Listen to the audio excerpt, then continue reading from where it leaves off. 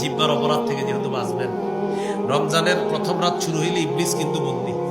এখন ইবলিস এখন থেকে কিছু মানুষ তৈরি করে যাইতেছে যে আমি তো থাকবো না, তোমাদেরকে কিছু দায়িত্ব বুঝে দিতেছে। রমজান এই দায়িত্বগুলো পালন করার জন্য আপনাদের কাছে আসবে অনেকে। যেমন আপনি কোরআন পড়তেছেন মসজিদে বসে বসে, নিয়ত করছেন 3 পারা পড়বেন। ওয়াইদা কিলা লাহুম তাআলাউ ইলা মা আনজালাল্লাহু ওয়া ইলার রাসূল, আপনি বসে বসে পড়তেছেন, একজনের পিছন দিয়ে এসে আসসালামু আলাইকুম, যে আপনার কি দরকার এখন সালামটা দেওয়া?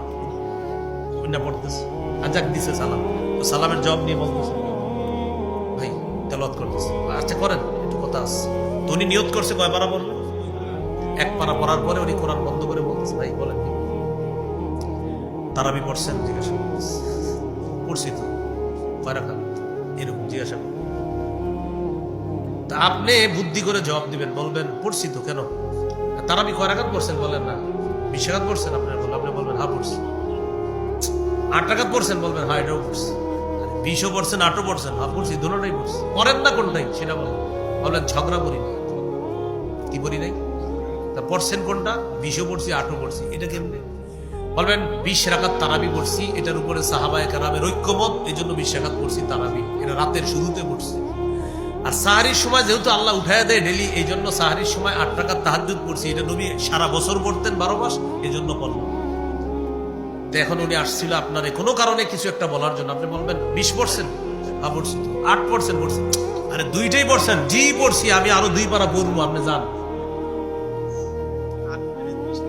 ফাইন সাবাহু আহাদুন, নবী বলছেন কেউ যদি ঝগড়া করতে আসে বলে দিবা ইন্নী ইমরুউন সাইম, আমি রোজাদার, ঝগড়া করব না।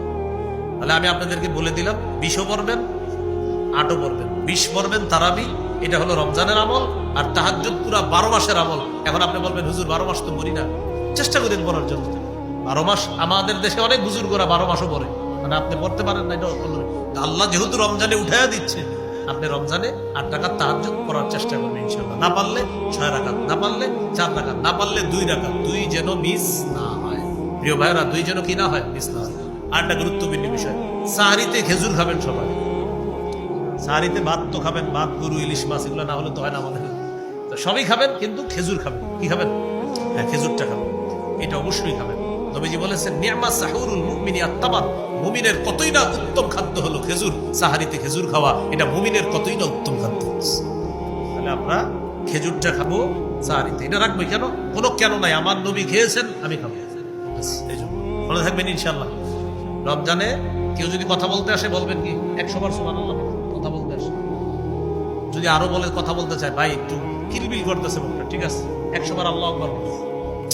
আরে ভাই পড়ছি তো, আরো আবার বলবে লা ইলাহা ইল্লাল্লাহ 100 বার। তো পড়ার পর আপনার বলবে ভাই মুখ তো চলতে চায় না, আলহামদুলিল্লাহ 100 বার।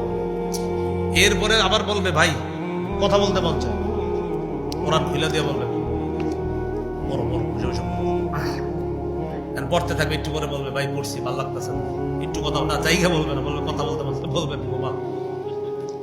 কি বলবেন? কথা বলবেন। কেন ভাই? ভাই কথা, ভালো কথাও বলা যায় রমজানে, কিন্তু তুমি কোন ভালো কথা বলার পরে আবার হঠাৎ কি জানি শুরু করো, গীবত হয় কিনা। আমরা মূলনীতি শিখছি, রোজা হলো জাহান্নাম থেকে বাঁচার ঢাল, এটা ছিদ্র হয় গীবত আর মিথ্যা দিয়ে, মিথ্যা আর গীবত হয় জিহ্বা দিয়ে। এই জন্য তুমি যেহেতু জিহ্বা চালাইতেছো, সুবহানাল্লাহ দিয়ে চালাও, আল্লাহু আকবার দিয়ে চালাও, আলহামদুলিল্লাহ দিয়ে চালাও, লা ইলাহা ইল্লাল্লাহ দিয়ে চালাও, কোরআন দিয়ে চালাও। ভাই অনর্থক কথার যদি নিয়ত করে থাকো, আল্লাহর রাস্তায় এখান থেকে যাও, না হয় ঘুমায় থাকো, আমি উঠে দিব তোমাকে। মনে থাকবেন ইনশাআল্লাহ। তাহলে ভাই রমজানটা কাটানোর চেষ্টা করবেন খুব ভালোভাবে। আল্লাহ তৌফিক দান করেন।